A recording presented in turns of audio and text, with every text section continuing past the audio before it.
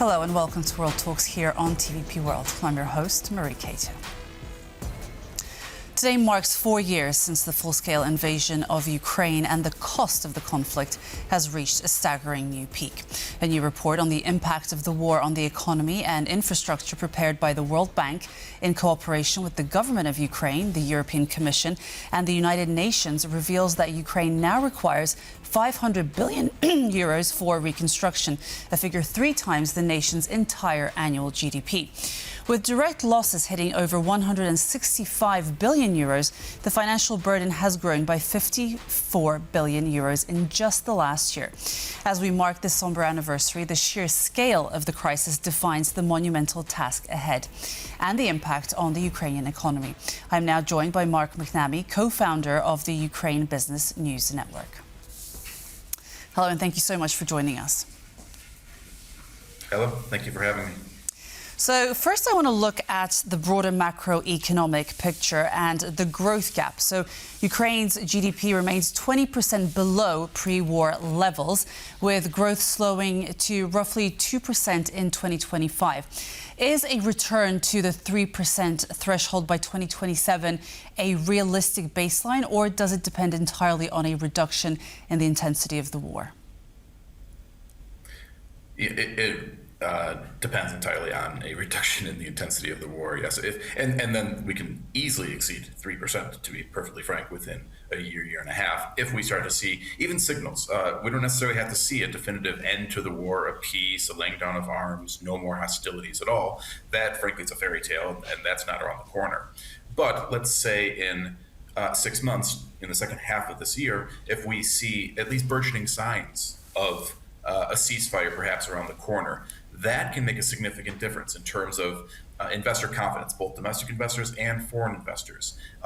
Domestic consumers and demand across the board can then rise as people feel a little bit more comfortable about the stability of the situation, about the certainty about their current and then future incomes down the road. So if we at least just saw some signs, that would significantly buttress the economy and drive growth, frankly, easily beyond 3%. And then if we saw something more substantial towards the end of the year or into early next year, as far as a realistic, at least operational pause or ceasefire, then growth levels could quite easily go beyond 4%, to be perfectly frank. So yes, this does depend largely on peace talks and the levels of violence. Now, I want to move on to fiscal dependency. So despite improvements in domestic tax collection, the budget remains heavily reliant on foreign aid. How close is Ukraine to so-called fiscal self-sufficiency, and what happens if international assistance plateaus in 2026? Well, if international assistance plateaus, we still survive, I could say confidently. We can still get by. But if we lose international assistance, that's another matter entirely. And we were in a much better place since December, when the EU agreed upon this 90 billion euro loan, which would frankly give the financing, with additional funding from some other donors, give the financing Ukraine would need for its budgetary needs for this year and next year. So that gives us about 2 years down the road. Now we've seen, unfortunately, some question marks because Hungary is vowed to now veto and now not allow for that. That then has put another $8 billion IMF program on hold, which is dependent upon this EU $90 billion loan. So that becomes problematic. But as far as the Ukrainian budget, the somewhat positive news is that Ukraine can basically, with its own resources, fund its own defense, but not much beyond that. And so then the other half of the budget, roughly, is then reliant almost entirely on Western assistance. So that's where, of course, you run into some major problems. But if we don't resolve this issue with Hungary here currently, which I expect we will, but if we don't resolve that quickly, Ukraine literally could be running out of money come April, May, and then things get very dangerous thereafter. Absolutely. Ukraine's central bank predicts growth to pick up in 2027, 2028, after holding steady in 2026 at about 1.8%. What does this depend on? This, again, depends upon, hopefully, and the National Bank likely believes that we will have at least a moderation in hostilities and some signs of a ceasefire down the road. But then more specifically, that serves as the signal for Western investors and domestic investors, but for Western investors to buttress growth for the longer term, and also migrants to come home. Now, that's not to say you're going to get all the migrants who left the country. Let's say we have 5 billion or so abroad come back, but getting a substantial amount, let's say 1-2 million to come back. They're consumers, they're business entrepreneurs, they're employees, so they obviously drive the economy. So assuming you get those factors improving the prospects for Ukraine's economy, that's what would fundamentally shift things to reinvigorate investment and drive the reconstruction of the country and get to those growth figures that the National Bank is talking about.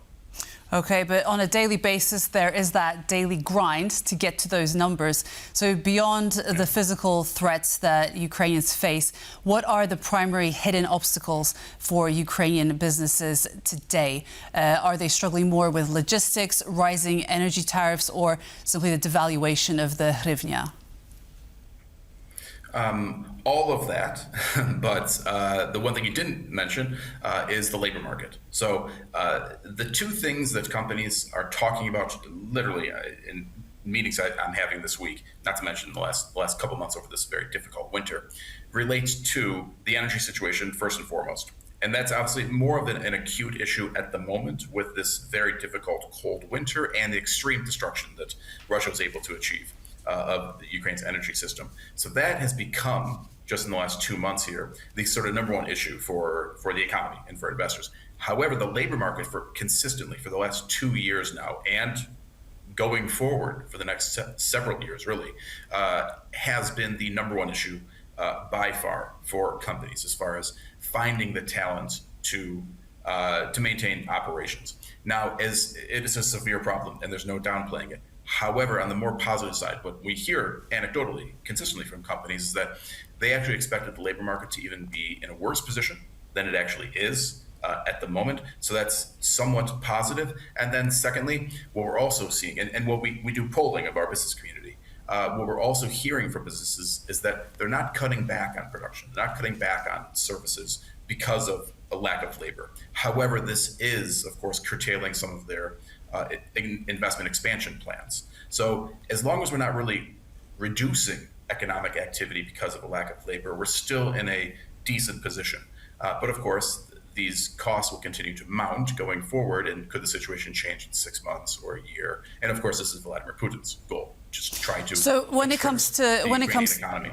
Sure, but when it comes to actual industrial recovery, that broader industrial recovery, how is Ukraine going to deal with that? Yeah, and that's a problem. I mean, the figures, industrial production overall last year fell by over 2%. So that's obviously a significant problem. You're going to require a lot of migrants to come back. You need the people. You need the financing to do that. Where does the financing come from? This is where you get into the issues of what does the peace deal look like, EU accession and relationship there, the existing relationships with EBRD, EIB, some of these IFIs, international financial institutions. Do they start increasing investment as well? I mean, the idea is we believe, yes, they will, but a lot of that depends upon what type of peace deal do we have. Does Europe actually, first of all, do they give this 90 billion euro loan?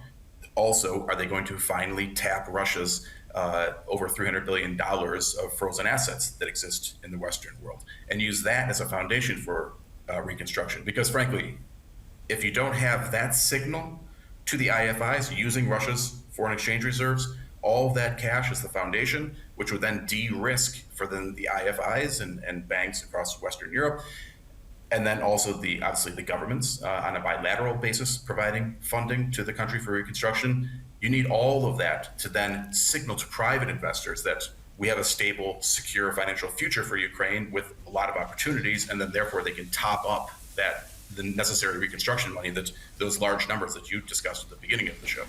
Absolutely. Now, I wanted to talk a little bit about Ukraine's agriculture and the harvest outlook. So agriculture still remains the backbone of Ukrainian exports. How is the 2026 harvest shaping up, and which regions, historically the most fertile, are currently driving production? Yeah, there isn't, unfortunately, much reason to expect that the harvest this year will be any better than the harvest last year. And unfortunately, the harvest last year was relatively weak, and mostly for climatic conditions. And that relates to the entire region, by the way. Agriculture sector in Russia and other regional nations likewise struggled. So we shouldn't see a pickup. The other problem for Ukraine specifically, unfortunately, relates to the impact of the war. Obviously, loss of territory, but then in addition, we did see, very specifically in December and January, an uptick in significant logistics costs and then problems at ports in the south. So Ukraine had actually successfully reopened those ports in the south the last couple of years to get their agricultural exports out through the Black Sea, which historically those had been the main avenues for agricultural exports. Unfortunately, the last 2 months with Russia's attacks, both air attacks but also maritime attacks, we're seeing problems there much more. So that's, again, driving up problems, causing delays, causing bottlenecks, and causing costs to rise. And so you're seeing a lot of problems as well beyond production, also just simply in logistics and exports becoming more and more of an issue. And that remains a major question for 2026. That's why it's hard to predict, because how successful will Russia continue to be to hurt Ukraine's export and exports, broadly speaking, not just agriculture. Sure. Okay, Mark, we're going to wrap it up here. Thank you so much for joining us today. My pleasure. Thank you. Mark McNamee, co-founder of the Ukraine Business News Network, was our guest today. Thank you so much for joining us on World Talks. That's a wrap. I'm your host, Marie Cato. Stay tuned with TVP World. Goodbye.